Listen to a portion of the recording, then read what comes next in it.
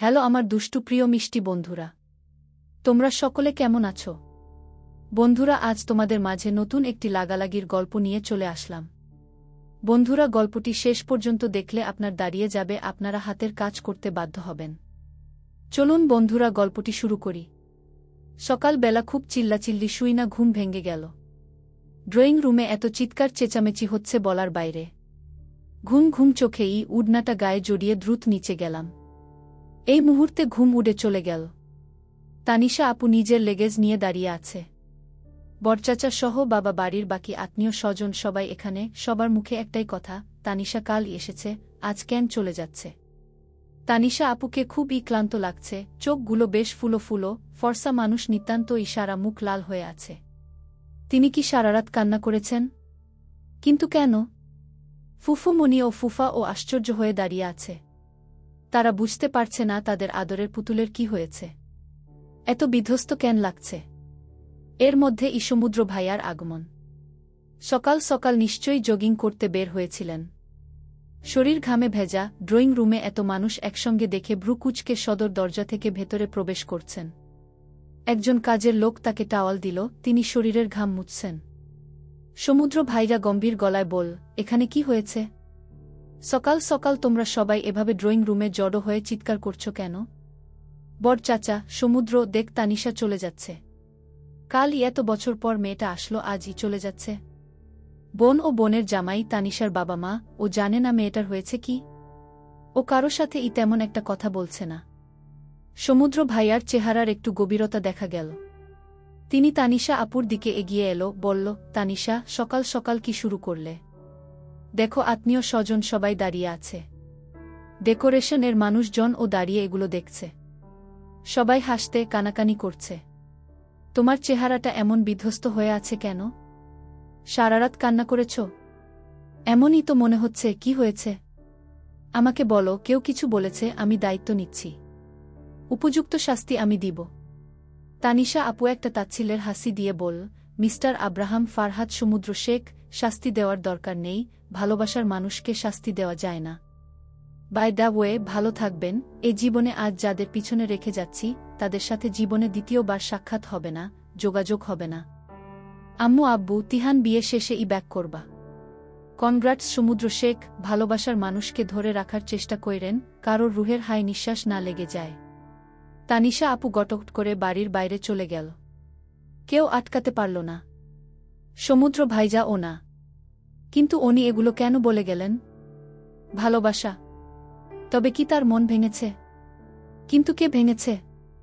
এত ভালো, সুন্দর, নরম মানুষের মন কে ভেঙেছে? মেয়েদের মন নিয়ে খেলা খেলতে নেই, এদের রুহের হাই নিঃশ্বাস বদদোয়া হিসেবে কাজে লেগে যায়।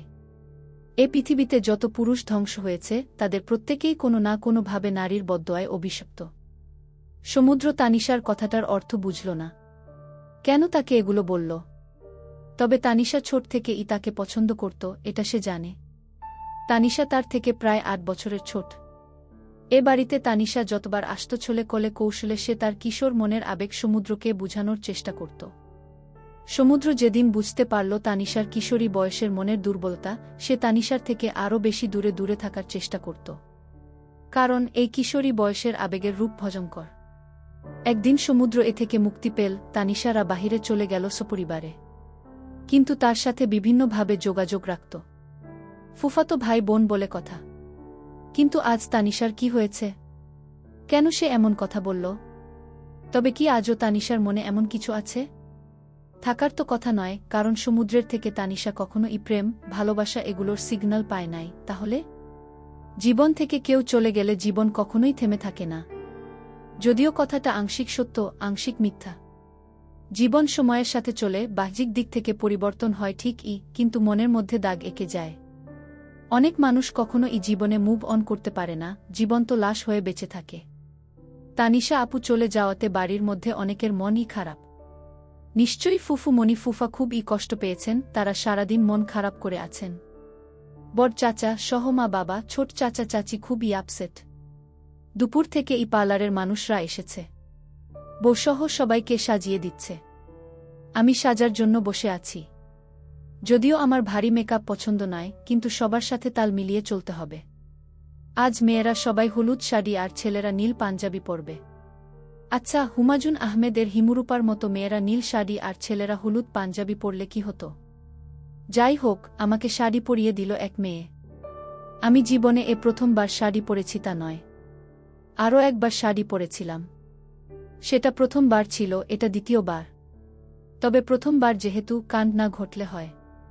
সেবার কলেজের দ্বিতীয় বর্ষে উঠেছি সবাই।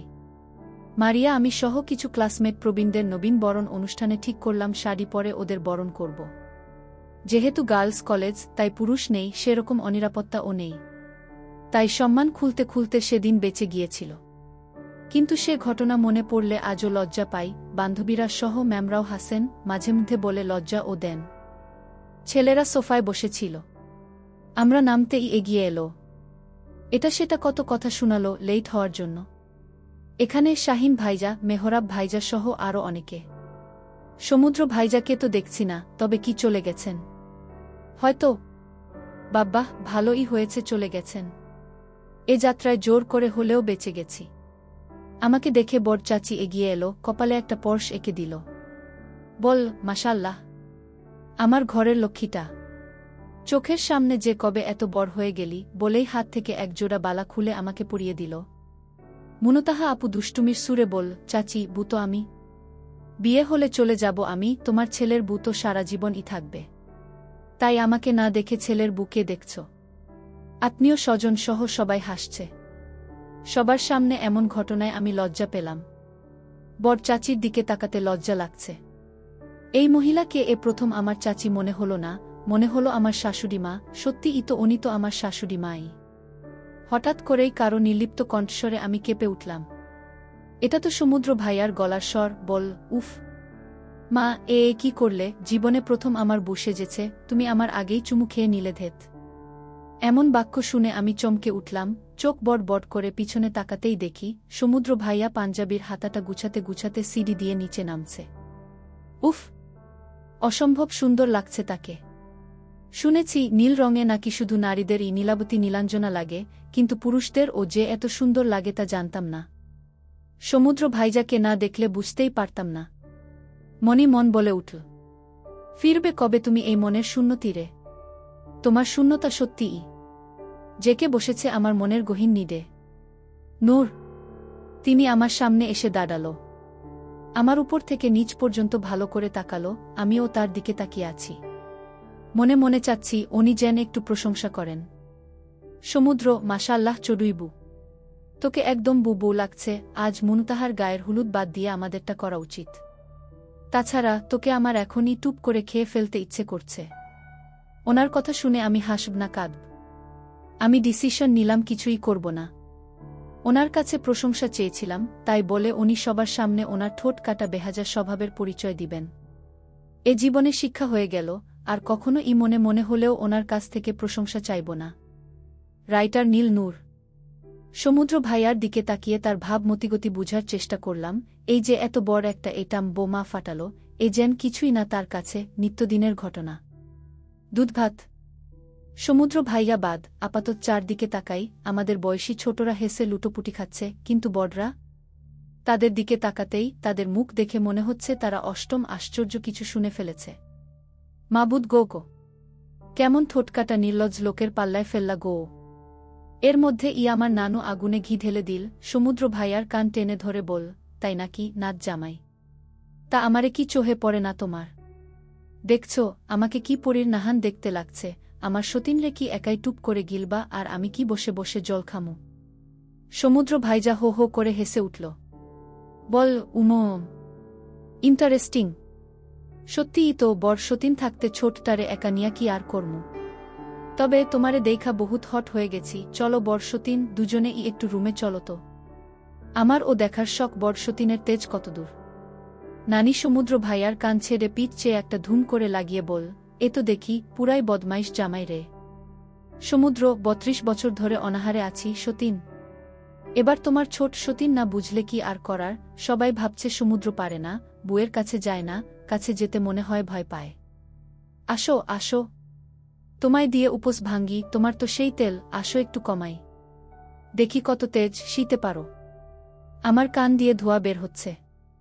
আমরা ইয়ং জেনারেশনের ছেলে মেয়েরা না হয় অভ্যস্ত হজম করে নিব, কিন্তু আমাদের আগের যুগের বড়রা, তাদের মাথায় যেন বাজ পড়ল। বড় চাচি সমুদ্র ভাইজাকে চোখ পাকিয়ে বল, নির্লজ্জ ছেলে, এরে নাকি আমি পেটে নিছি, কোন লগ্নে জন্ম দিছি আল্লাহ ভালো জানেন, এমপি নাকি এই পোলায়, বাকি আত্মীয় স্বজনরা আর কি বলবে। সমুদ্র ভাইয়ার কথায় আমার কান থেকে ধোয়া বের হচ্ছে, বড়দের তো আগুন বের হবে। ইস, কি লজ্জা, কি লজ্জা!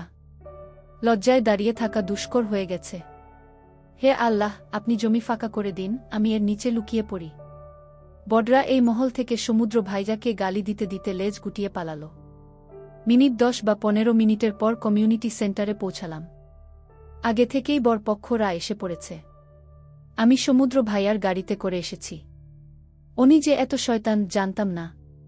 সারা গাড়ি আমাকে লজ্জা দিয়েছেন। কমিউনিটি সেন্টারে কঠিন সিকিউরিটি। একজন এমপি এই সেন্টারে কিছুক্ষণ থাকবে, সিকিউরিটি তো হবেই। আমরা গাড়ি থেকে নামলাম। কনে পক্ষকে নিতে বরং পক্ষের শোরগোল পড়ে গেল। মুনতাহা আপুকে নিয়ে সবাই এগিয়ে গেল। আমি পা বাড়াতেই সমুদ্র ভাইজা আমার হাত চেপে ধরল। বল, এই কোলাহল শোরগোলে তোর যাওয়ার দরকার নেই, আমার সাথে এখান দাঁড়িয়ে থাক। দাঁড়িয়ে থেকে সব কিছু দেখ। এমনিতে ও আমার এরকম মহল পছন্দ নয়। তাই আমি সমুদ্র ভাইয়ার পাশেই গাড়ির সাথে হেলান দিয়ে দাঁড়ালাম। সবাই শোরগোলে ব্যস্ত, আমাদের দিকে কারো নজর তেমন একটা নেই। আমি সমুদ্র ভাইয়া থেকে সামান্য দূরত্ব বজায় রেখে দাঁড়িয়ে দাঁড়িয়ে দেখছি। হঠাৎ সমুদ্র ভাইয়া আমার কোমর ধরে তার দিকে টান দিতেই আমি তার বাহুডোরে গিয়ে আবদ্ধ হলাম। সমুদ্র ভাইয়ার দিকে তাকাতেই তার মুখে বাঁকা হাসি।